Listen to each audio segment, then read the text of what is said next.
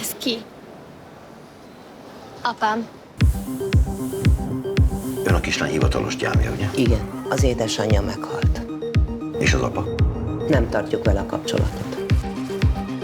Értesítem a rendőrséget. Mert ki akarom venni a pénzemet? Akadályozza az ügyintézést. Milyen ügyintézést? A faszomat intéztek ti.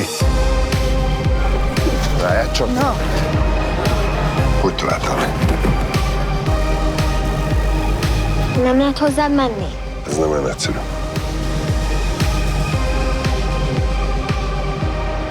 Jössz holnap is? Jöhetek. Életveszélyt okozó súlyos testi sértés ügyében kihallgatom mind gyanúsítottat. Kíván még valamit elmondani? Nem. Színházba megyünk? Cirkuszba, kisasszony.